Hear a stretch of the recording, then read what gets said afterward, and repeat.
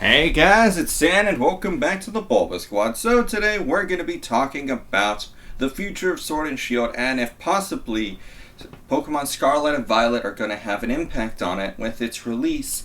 And not just the video game release, but whenever the TCG releases. I actually don't know if they release at the same time. I need to look that up. I haven't. That's a big oversight I made. Back to what I was saying. I want to see what's going to happen. So we're going to look at two sets, or two generations, X, Y, Sun, and Moon, and then compare that to Sword and Shield. Know roughly how much time do we have left in Sword and Shield, and what events transpired in Sun and Moon that could possibly happen in Sword and Shield that could lead to potential appreciation. So without further ado, let's hop right into it. So, XY, we have 14 sets, just straight sets. Sun and Moon is a little more confusing. We have 16/15, depends on where you want to put Detective Pikachu, because Detective Pikachu is a much smaller set than literally anything else. What is it? It's like 18 cards.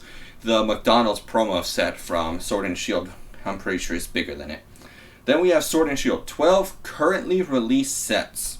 Astral Radiance would make 13, and then Pokemon Go would make 14, and it's really going to depend on what Pokemon Go ends up releasing as.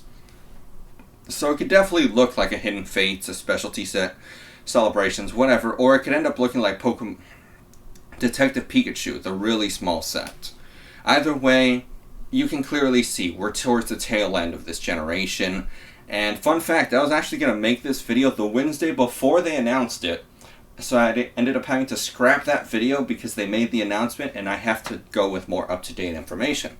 Because at that point in time, we didn't even know Astral Radiance was coming. So, what do I see? Basically, Sun and Moon didn't really react at all to Sword and Shield coming out.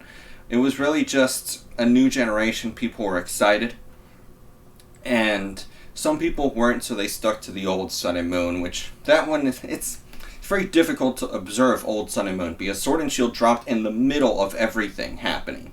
It dropped, I believe, either very late 2019, very early 2020, and things started moving on the market around March and May. So realistically, Sword and Shield had only experienced the release of Base and Rebel Clash before we started getting into the bull market, because remember, Party didn't start with Logan Paul. Party started way before that. It started around the time of Lockdown / Hidden Fates, like those two worked in tandem to try and boost the market upwards. So I didn't see too much happening. However, what we do notice is that there's almost a parallel in between Sun and Moon and Sword and Shield, where the first half, or in Sword and Shield's case, the first year, is a very lackluster year. Nothing really good happens.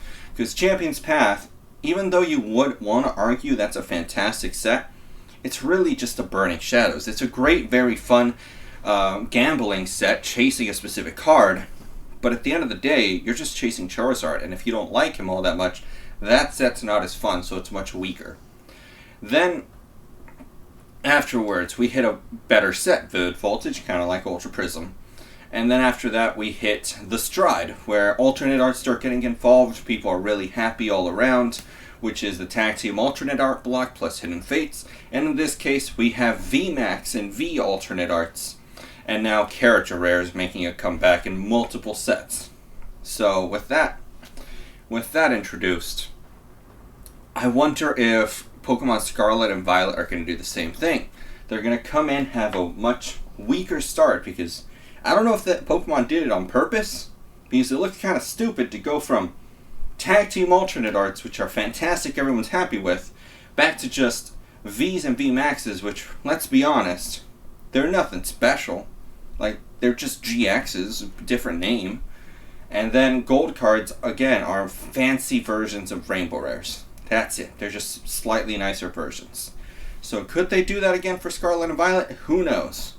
If they do, I could see a repetition of people will stick to Sword and Shield for a little while longer, opening that product up and putting attrition on it because they're not content with the new generation. But here's the big thing I'm focusing on. At the tail end of the Sun and Moon set, whenever Sword and Shield was in full effect, Pokemon decided to just cut it off early. What I mean is the rotation before the entirety of Sun and Moon went out was Team Up onwards, so I believe it was Team Up, Unified Minds, Unbroken Bonds, Cosmic Eclipse, and Hidden Fates. So we had a fair number of sets that all went out at once. Could that happen again at the end of Sword and Shield? Imagine the last 5 or 6 sets all just get chopped off to catch the TCG up and have them all playing on one format. That wouldn't be too crazy. Because look, this year we're losing Base, Trash, Ablaze, Path, and Voltage. Next year, theoretically, we should be losing Shining Fates, Battle Styles, Chilling Grain, Evolving Skies. Remember, this would be August of 2023. So we still have quite a ways to go. So we'd be losing all of those sets at once. Would it be insane for them to go ahead if they make a couple more sets? Because I predict about 3-4 more sets, or 4 or 5 more sets, before they go ahead and cut it off, call it there. When that happens, could they just cut off the rest of it? And if they do, would it shock the market? Because they're not expecting it. They didn't plan for it, and then it pushes the prices upwards. That's the only situation I can see where there's a rapid price appreciation towards that tail end, which I could see a justifiable move being placed there.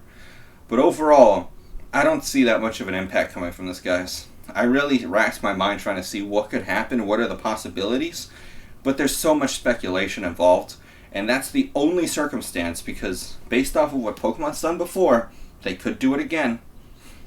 That's the only prediction I could see coming to fruition. Everything else seems so just random and, again, speculative. So that's all I got for you guys today. Tell me, do you agree with that little proposal at the very end? Do you think that that in itself is too much speculation? Or do you think I'm being far too, let's say, reserved in my predictions, and maybe it does turn out that Sword and Shield tail end is going to repeat what Sun and Moon tail end did, and it's just going to very rapidly appreciate within a short time frame. Either way, let me know what you guys think down below in the comments. If you enjoy the video, consider hitting that like button and subscribing, and I'll see y'all next time. Bye, guys.